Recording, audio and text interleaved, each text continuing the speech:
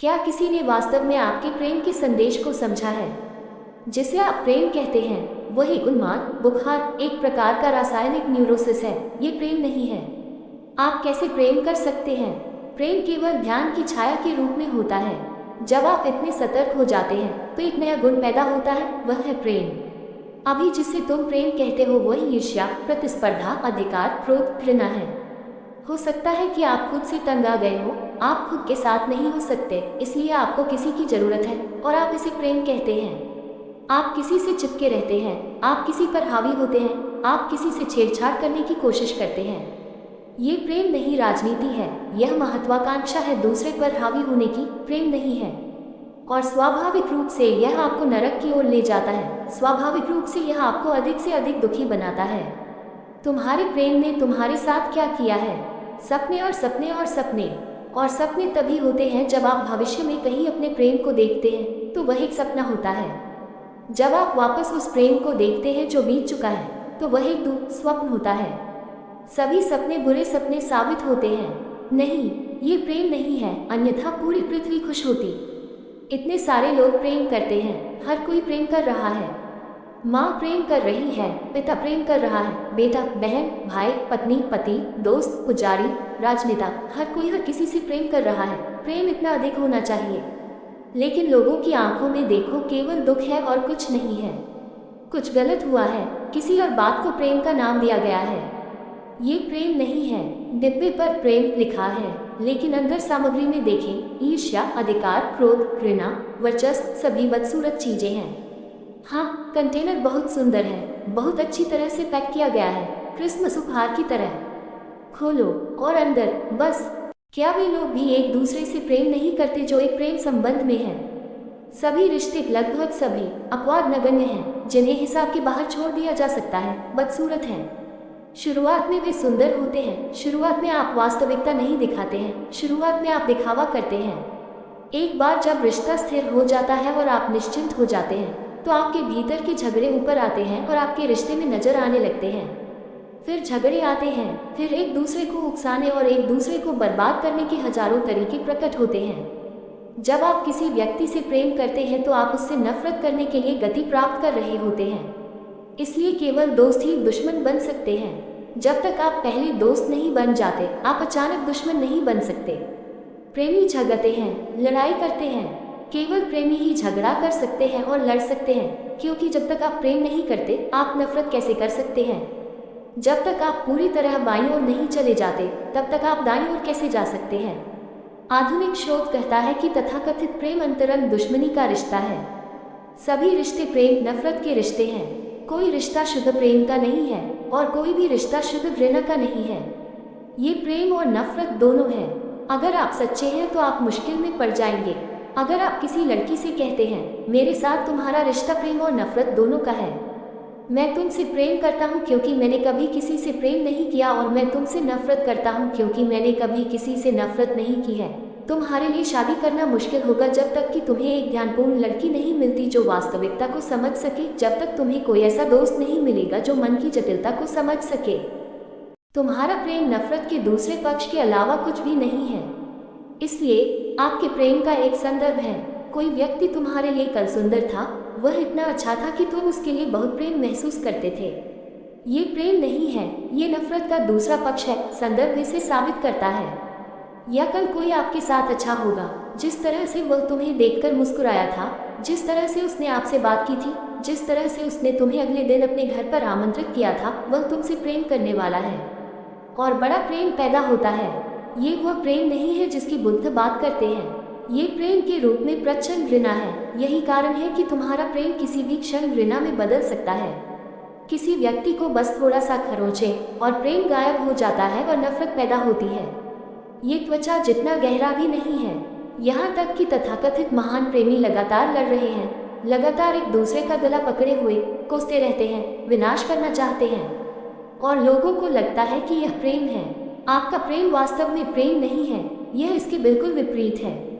ये प्रेम के रूप में प्रचंड नफरत है, प्रेम के रूप में छलावरण, प्रेम के रूप में घूमता है। सच्चे प्रेम का कोई संदर्भ नहीं है।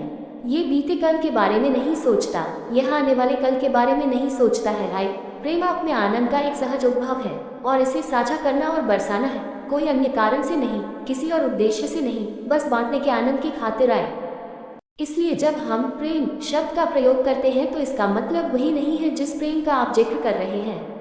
जब भी मैं प्रेम शब्द का उपयोग करता हूँ तो यह मेरा अर्थ है, ये ध्यान के फूल की सुगंध है जो किसी एक के लिए नहीं है। यह कोई रिश्ता नहीं है। हाँ, ये संबंधित हो सकता है अगर कोई आसपास होता है। अगर कोई भी नहीं होता है तो निराशा नहीं होती है। फूल अपनी छलकती हुई ऊर्जा का आनंद ले रहा है, ये धन्य है।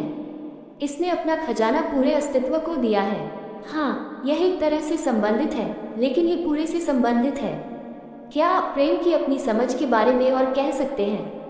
प्रेम को बिना किसी से संबंधित नहीं होना चाहिए। प्रेम को दूसरे की ओर उन्मुख नहीं होना चाहिए। दूसरे के प्रति उन्मुख प्रेम सच्चा प्रेम नहीं है, क्योंकि प्रेम एक संबंध हो तो सच्चा प्रेम नहीं है। प्रेम अगर तुम्हारा होना है तो ही सच्चा प्रेम है। आप एक स्त्री को प्रेम कर सकते हैं, एक पुरुष को प्रेम कर सकते हैं, बच्चों को प्रेम कर सकते हैं, अपने माता पिता को प्रेम कर सकते हैं, एक गुलाब से प्रेम कर सकते हैं, किसी अन्य फूलों से प्रेम हो सकता है। आप हजारों तरीकों से प्रेम कर सकते हैं, लेकिन ये सभी रिश्ते हैं। प्रेम होना सीखो। इसलिए यह सवाल नहीं है कि आपका प्रेम किसके साथ है, ये केवल आपके प्रेमपूर्ण होने का सवाल है। अकेले बैठे हैं फिर भी प्रेम बहता है, बिल्कुल अकेले निश्चल। आप क्या कर सकते हैं? जैसे आप लेते हो, तुम अपनी पत्नी के लिए सांस नहीं लेते, यह कोई रिश्ता नहीं है। आप अपने बच्चों के लिए सांस नहीं लेते हैं, यह कोई रिश्ता नहीं है। आप बस सांस लेते हैं, यह जिंदगी है।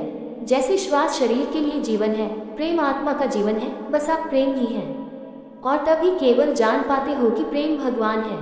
असली प्रेम वर्तमान का है। हमेशा याद रखें, जो कुछ भी वास्तविक है वह जागरूकता का हिस्सा होना चाहिए, वर्तमान का हिस्सा होना चाहिए, ध्यान का हिस्सा होना चाहिए। फिर कोई समस्या नहीं है और आकर्षण का कोई सवाल नहीं है और डर का कोई सवाल नहीं है। असली प्रेम बांटता है, ये दूसरे का शोषण नहीं करता, ये दूसरे पर अधिकार जमाना नहीं है। जब आप दूसरे पर अधिकार जमाना चाहते हैं तब समस्या पैदा होती है। दूसरे भी आप पर अधिकार जमाना चाहते होंगे, और यदि दूसरा अधिक शक्तिशाली, अधिक चुंबकीय है तो स्वाभाविक रूप से आप गुलाम होंगे। यदि आप दूसरे के स्वामी बनना चाहते हैं तो ये डर पैदा होता है कि मैं एक गुलाम बनकर रह जाऊंगा। यदि आप दूसरे पर अधिकार जमाना नहीं चाहते हैं तो डर कभी पैदा नहीं होता है कि दूसरा आपके ऊपर अधिकार जमा सकता है। प्रेम कभी अधिकार नहीं जमाता।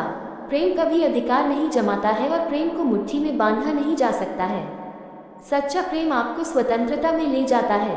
स्वतंत्रता सर्वोच्च शिखर है, परम मूल्य है, और प्रेम स्वतंत्रता के सबसे करीब है। प्रेम के बाद अगला कदम स्वतंत्रता है। प्रेम स्वतंत्रता के विरुद्ध नहीं है, प्रेम स्वतंत्रता की ओर एक कदम है। यही जागरूकता आपको स्पष्ट कर देगी। उस प्रेम का उपयोग स्वतंत्रता के लिए एक सीढ़ी के पत्थर के रूप में किया जाना चाहिए। अगर तुम प्रेम करते हो तो तुम दूसरे को मुक्त करते हो, और जब तुम दूसरे को स्वतंत्र करते हो तो तुम दूसरे के द्वारा मुक्त हो जाते हो। प्रेम एक साझाकरण है, शोषण नहीं। और वास्तव में प्रेम कभी भी कुरूपता और सुंदरता की तरह नहीं सोचता। आप आश्चर्यचकित होंगे, प्रेम कभी भी बदसूरती और सुंदरता के बारे में नहीं सोचता। प्रेम केवल कृत्य करता है, प्रतिबिंबित करता है, ध्यान करता है, कभी नहीं सोचता। तो क्या ध्यान वास्तविक प्रेम का मार्ग है? जब आप अपने अंतरतम में जाते हैं तो एक पूरी तरह से नई ऊर्जा पैदा होती है। आपके पास इतनी ऊर्जा होती है कि आप इसे साझा करना चाहेंगे, इसलिए प्रेम एक साझाकरण है। तब आपको प्रेम की जरूरत नहीं है, फिर आपको प्रेम करने के लिए किसी की जरूरत नहीं है।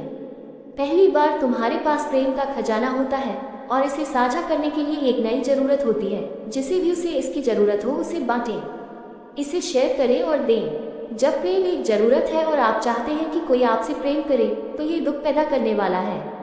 यह एक भिखारी का प्रेम है और भिखारी खुश नहीं हो सकते। जब प्रेम को जाना गया है, और यह केवल तभी संभव है जब आप भीतर की ओर बढ़ते हैं और अपने अस्तित्व के अंतरतम मंदिर में आते हैं। जब आप वहां प्रेम के भंडार को जान चुके होते हैं तो इसे साझा करने, इसे देने के लिए जिसे भी इसकी आवश्यकता होती है, एक नई आवश्यकता उत्पन्न होती है। दे दो और तुम कृतज्ञ अनुभव करते हो कि किसी ने ले लिया है। फिर खुशी है, फिर प्रेम स्वर्ग है। लेकिन फिर जरूरत ने एक क्रांतिकारी मोड़ ले लिया है। अब आपको देने की जरूरत है। अभी आपको किसी आवश्यकता है जो आपको दे। आप एक भिखारी हैं, फिर आप एक सम्राट बन जाते हैं। आंतरिक अनुशासन आपको सम्राट बनाता है। ओशो टॉक से जुड़ रहने के लिए धन्यवाद।